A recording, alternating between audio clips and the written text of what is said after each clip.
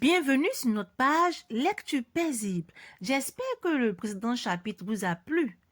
Nous reprenons la suite de notre lecture avec le chapitre 10. Décembre était arrivé presque sans s'annoncer. Les jumelles qui avaient repris leur cours avaient du mal à réaliser qu'elles étaient déjà en congé de Noël.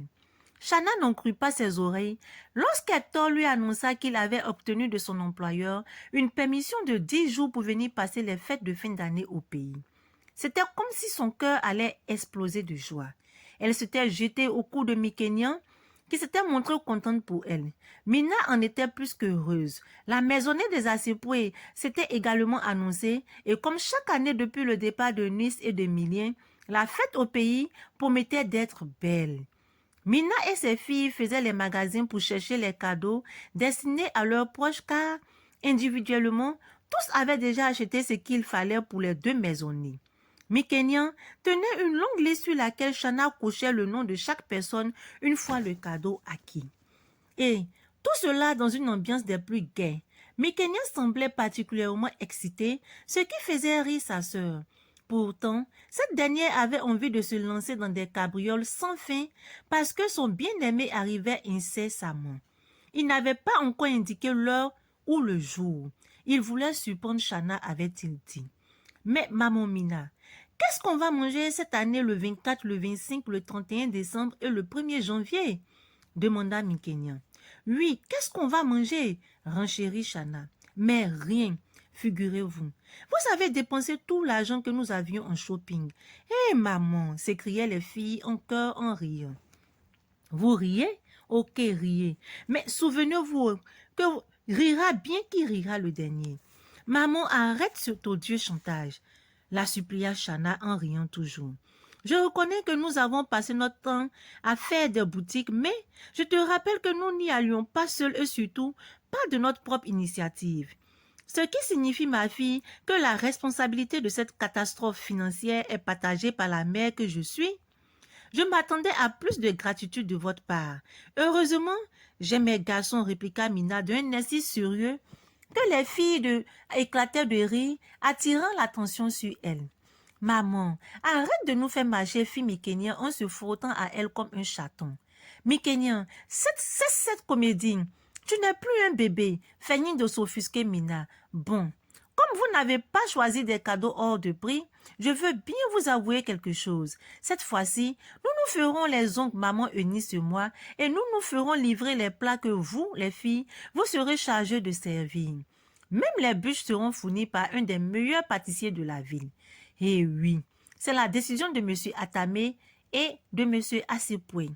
Waouh! S'écria Shanna plus que ravie de ne pas avoir une tonne d'oignons et de légumes à éplucher pendant qu'Hector serait à Abidjan.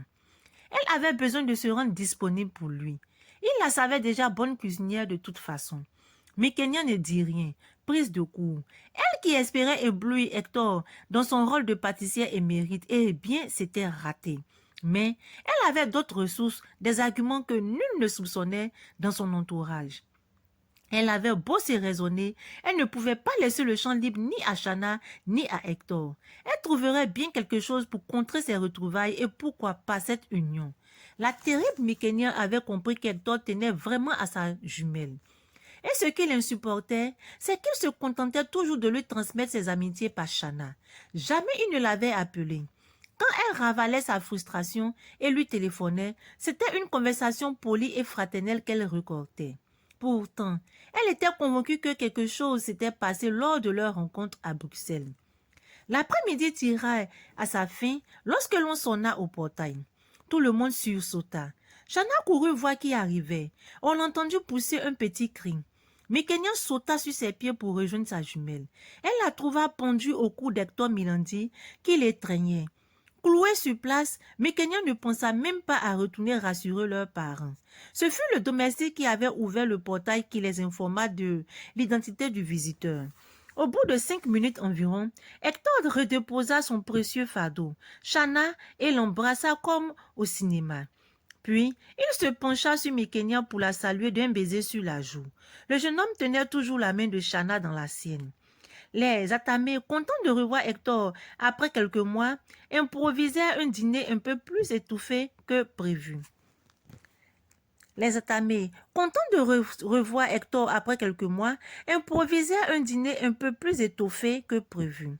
Mina emmena Mikenya à la cuisine pour l'aider afin que Shanna puisse profiter pleinement de la présence de son amoureux car Josias sortait acheter quelques boissons et le dessert. Cela n'était pas du goût de la jumelle qui le dissimula pourtant si bien que Mina ne s'en aperçut même pas. Cette femme avait élevé Mikenya, mais c'était comme si elle portait des œillères à son sujet. Selon elle, Mikenya ne ferait jamais sciemment du mal à qui que ce soit, surtout pas à l'un d'entre eux. Cette naïveté qui exaspérait Josias, Shanna semblait en avoir hérité. Ce fut assez tard dans la soirée qu'Hector prit congé des Atamés. Homme au tempérament exigeant, il aurait voulu emmener Shanna pour la nuit, mais il n'osa pas, comprenant que les parents n'auraient pas approuvé. Peut-être ne soupçonnait-il pas que leur fille avait perdu sa virginité dans ses bras. Josias l'invita à revenir le lendemain et tous les autres jours, étant donné que Jude et Fleur étaient récemment partis pour la France afin de passer Noël avec leurs enfants. Hector accepta en remerciant les Atamés. Il serait si heureux de revoir Shanna chaque jour que Dieu fait. À cause du dîner avec Hector, dîner qui avait pris fin fort tard, le jour avait surpris tout le monde au lit. Mina se réveilla la première et rameuta tout le reste de la maisonnée. Les Bruxellois atterrissèrent dans 1 heure à peu près. Ce fut le branle-bas total.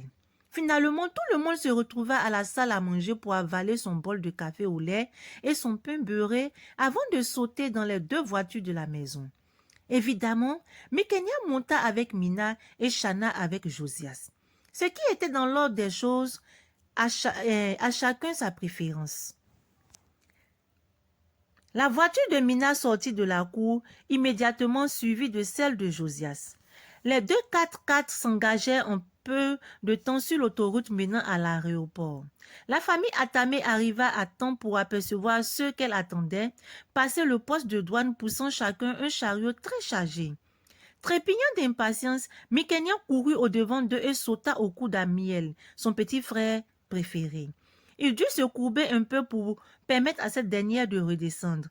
Josias était littéralement émerveillé de voir ces 2 garçons le dépasser presque d'une tête, lui qui était déjà si grand. Shanna embrassa rapidement tout le monde dès que Mikenya les libéra, s'attardant avec Eunice qu'elle avait prise dans une longue étreinte. Celle-ci riait, ravie de cet accueil plus que chaleureux. Émilien, visiblement content de revoir Shanna, ne cessait de la complimenter sur la bonne mine qu'elle avait. Une surprise pour les 2 familles à leur retour chez les Atamés. Hector les attendait avec de quoi nourrir tout un bataillon. Tous s'esclaffaient et le remercièrent. Shanna vint s'asseoir près de lui, provoquant les taquineries des 3 enfants terribles venus de Bruxelles. Lorsque l'on fut prêt à passer à table pour un petit déjeuner en self-service, Hector prit la main de Shanna pendant qu'ils allaient se servir. Mikenya faisait mine de ne rien remarquer, ce qui inquiétait Eunice. Elle n'avait passé avec sa fille que de brefs séjours, mais elle la connaissait comme si elle ne s'était jamais quittée depuis la naissance de cette dernière. Émilien, heureux de retrouver Josias, son meilleur ami, était à 1000 lieues de ce genre de préoccupation. La journée se coulait sans accroc. En fin d'après-midi, alors qu'Hector se préparait à prendre congé, Shanna reçut un email sur son téléphone portable, celui de la société chargée du recrutement pour l'Angola. Elle s'excusa auprès d'Hector et l'ouvrit. C'était une convocation pour le 28 décembre à se rendre à Dakar pour la dernière partie des tests. Elle y resterait 2 jours. Le cœur de Shanna bondit de joie. Elle avait franchi les difficiles épreuves de présélection et faisait partie du trio de tête. Trio qui allait s'affronter pour remporter le seul poste à pouvoir, celui du responsable des affaires juridiques d'une multinationale installée à Luanda.